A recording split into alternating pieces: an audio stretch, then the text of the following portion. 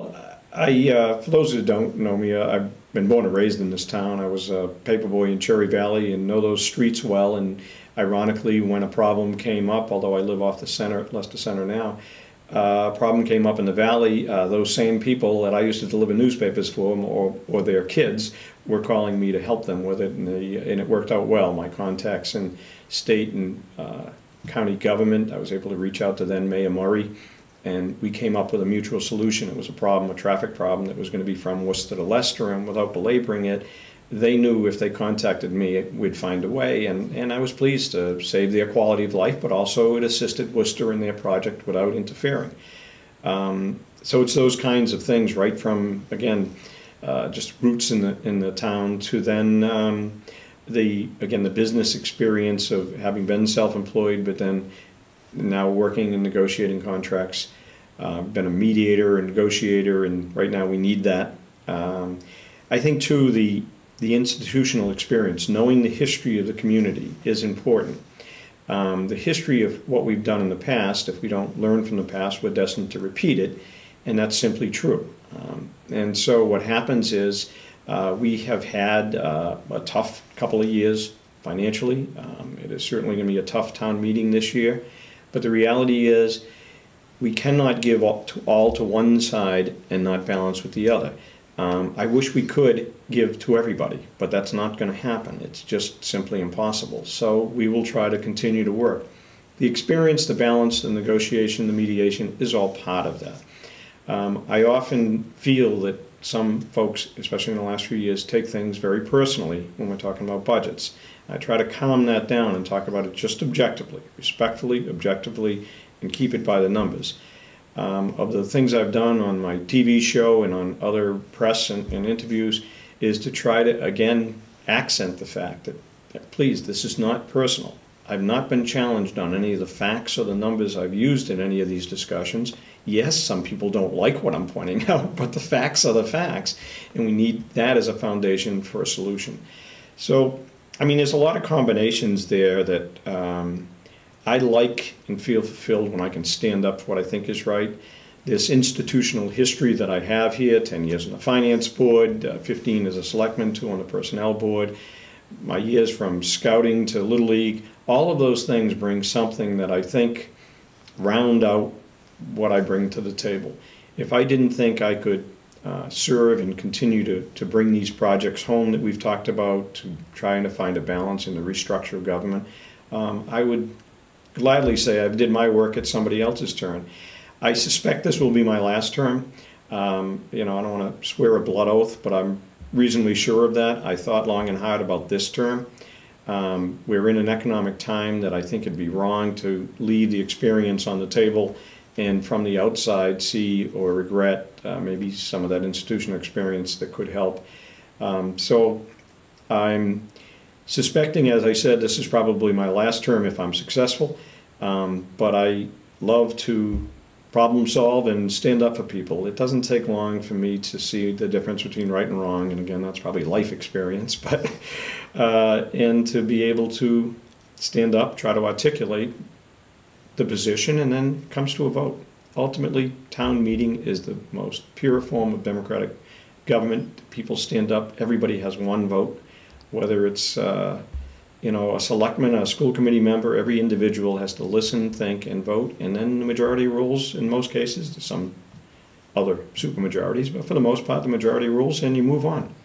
So I enjoy it. I think I bring something positive to the table, and that's why I'm respectfully asking for people to vote for me on June 12th.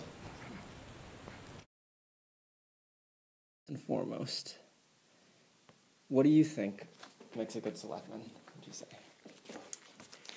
I think experience is certainly one of the more valuable and necessary tools. It should be a rounded experience.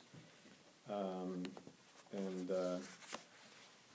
know, it's the reason why I'm running for election. I never envisioned staying this long. I had served 10 years on the Finance Advisory Board, a couple of years on the Personnel Board. I've always volunteered in town, but I never imagined being a selectman. Now I'm in my 15th year. And I really looked long and hard at do I continue to bring that unique experience to the board, or is it time to move on? I think, so the simple answer to that question is experience, and it should be rounded. There are abilities that I would add to that in the sense that, again, it's under the umbrella of experience, but, ability to listen, ability with that knowledge or experience that you've gained to maybe weigh things in a more objective way, especially budget times, the way things have been the last few years. Budgets are difficult things, because if money were an object, that'd give everybody everything, that'd be fine, but somebody's got to pay for it, and you've got to balance the ability of the residents to pay with the kind of services you want to provide, and it's a tough balance. There's more need than there is money, but my 10 years on the Finance Advisory Board was at the previous recession, so ironically, you talk about training, that was a baptism by fire. My first year on the Finance Advisory Board was the year after Prop 2.5 had passed. And it was slash and burn, but it was a learning experience. It came from being an outside resident who might be saying, we need this for our children, we need this for our elderly, we need this for our vets, and they were all right. I remember I had gone to school with Jim Coughlin and a couple other department heads at the time, and I was on the finance board, and each one of them advocated passionately to protect and save their budgets and their mission, and I respect that. But when you put them all together, there's not enough money. So you spent 10 years of saying no, basically. But I think people understand that there is a correlation between doing the best you can with what you got, because that's what we're doing at home. Every one of us, regardless of your economic or social standing or whatever it is that you do for a living and how you earn your income, you can't always go out and get the Nike sneakers for your kids just because the neighbor did. No parent would like saying no. No parent likes saying, I can't send you to the best college, or I can't send you to the private school, or whatever it is. I don't think anyone would take great pleasure in that, but there are times where, well, we got to pay the mortgage, and I need a car to go to work, so we got to prioritize. It's not easy. It's not fun. So back to the original premise, if you have the experience of having done that, if you have, and I really do have a passion to serve, it fulfills me. Although I've never taken a pay for myself as a selectman, I've always used that as my sort of donations account.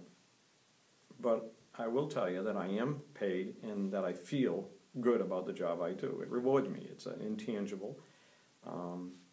My wife can't imagine me not doing it, because I'm usually the go-to person in the family. It's a combination of upbringing and experience.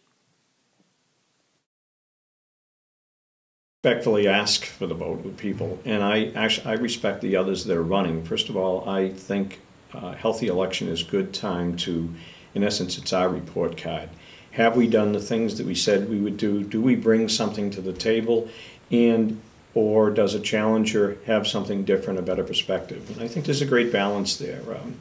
With age comes some wisdom. When I was younger, I would probably, because I was successful at business at a young age, certainly thought I had all the answers. The older you get, the more you're sure that's not true. But yet you can bring a balance. You can see, and I have the respect for the other people regardless of the position. And I think in this tough economic times, I want to be able to finish the things we've started. We've worked on redoing town government as we know it. That's a necessary thing. You cannot run any department the way we did 10 years ago, or when I was first a selectman, because the income, yet the demand for services is higher and the income is going to be lower. So we learned to consolidate. We've consolidated and share now a town planner that was once a full-time planner for the town of Leicester. It's half Spencer, half Leicester. We've done that with the Board of Health in the city of Worcester. We've done it with a number of places. We're looking at it with other departments. I would love to see a full-time town manager, but share them.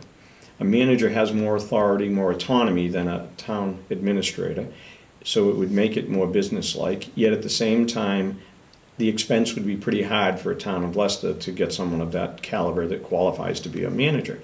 But if you could share, just like we do with other services, why not? You'd have a lieutenant in each place, but have a manager that oversees and goes to both and shares their time. So I think there's a lot of other places we can still do. At the same time, and the most, probably just as important, so you reduce your cost of operation, but at the same time, increase the tax base through the expansion of business, through the meetings and the contacts that I have throughout the state and throughout the country, really, in bringing people and showing them why they should develop here in Leicester. And that's what I've been doing, and I'd like to finish that.